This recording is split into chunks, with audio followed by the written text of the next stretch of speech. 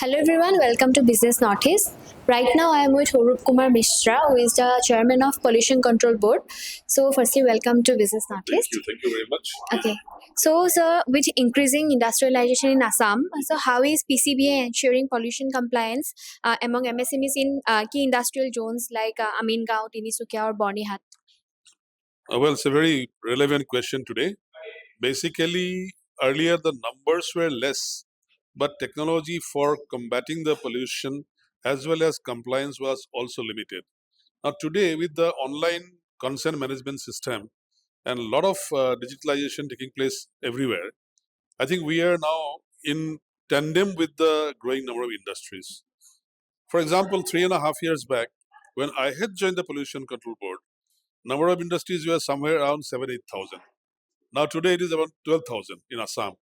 So you can imagine 12,000 industries of all types, starting from small stone crushers, brick filled, to your large public sector undertakings and oil exploration, coal belt in Margherita Lidu side. So everything is now more or less online. We don't have any human interference anywhere. Every form, small or big, has to be filled up under online system. And also your monitoring system, they're also becoming much more mechanized. All big industries above a particular limit of investment has to put their air or water monitoring systems in place where online data we get regularly. There are some industries under red category we call, there are 17 type of industries, very specific industries, out of which all data what we get in Guwahati, in Assam, also is transmitted in real time to the Central Pollution Control Board in Delhi. So that way, your question was, how do we tackle the problems? Well, problems are there. Byrnihat is very much on the news. A joint monitoring committee is being formed now, Assam and Meghalaya Pollution Control Boards. We have recently had a big, one-day meeting with all the stakeholders, industries of Assam. We have told them to be very, very vigilant. Otherwise, it will be very unpleasant situation to give closer notice. Out of 51 industries, already like some 13, 14 have closed down. Only about 39 are there. And we have told them there are about 8 stone, cement industries, either clinkering industries or cement manufacturing industry. So we have told them that the situation is not good. You need to be more vigilant and more careful. So, except Byrnihat, Digboy earlier was also a critically placed polluted area, but now it is no longer there in the list. So in India, out of all these, say, 115, 120 critically area, only Byrnihat is there, which I do not blame only the industries of one state. I'm not talking about Assam or Meghalaya. Both states are equally responsible, plus the heavy traffic and all the go down, which is a very big polluter, air polluter.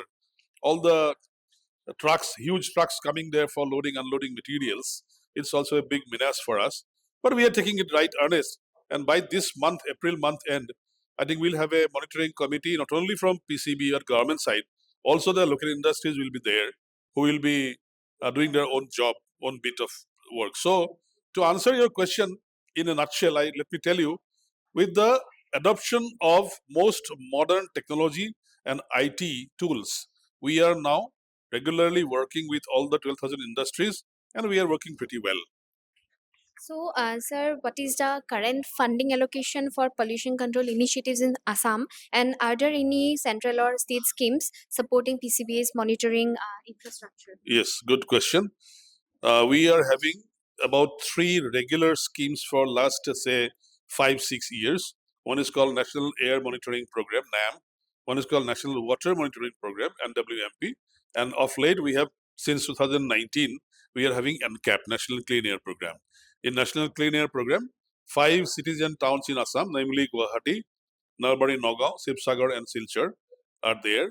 So we get all funds from this for regular water monitoring in some 250 plus stations, regular air monitoring in some 70-75 stations, and special monitoring for the 5 critically polluted cities, like I mentioned the names, all 5.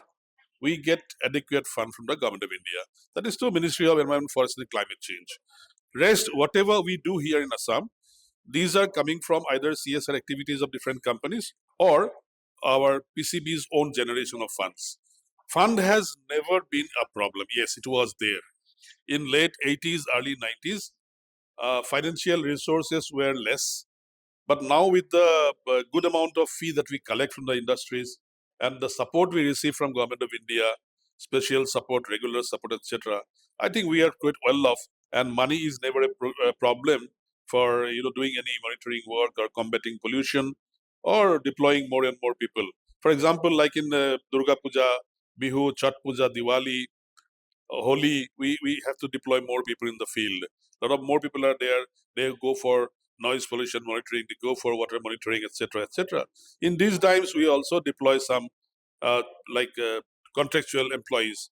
Today, the board is having something like 265 regular employees, and along with that, about 150 people are there who are working in different state and central schemes.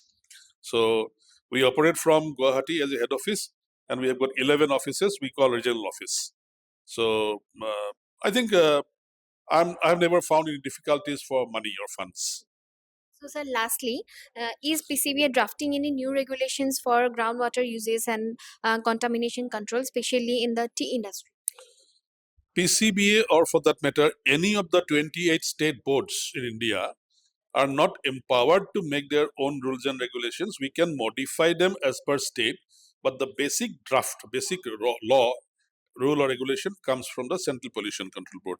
Regarding groundwater water usage, there is already existing laws in which industry, whichever industry, they have to take from Central Water Commission or Groundwater Board permission for using the water. Because now the tendency is that everybody wants to go down the earth rather than, even if there is a river flowing by that area, the town or city, the use of surface water, river water or lake water, pond water is limited now.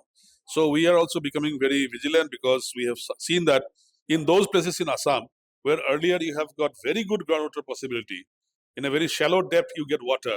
Today in those places also water is becoming very, very scarce. Therefore, we are very careful and we regularly have meetings with Central Groundwater Board, and for all the industries we pass them some unless they are very small, micro and small industries, they don't use much water, 200 liters, 300 liters per day. But when it comes to say 1,000 liters or more than that, then we have that allocation letter and the permission from the boards. So majority of the air, water, noise, waste, pollution measures are given by Government of India, but with a condition that every state has its own topography, own demography, so we can change it as per requirement. Thank you. Thank you, sir, for giving us a valuable time. Thank you, viewers. Keep watching Business Noticed.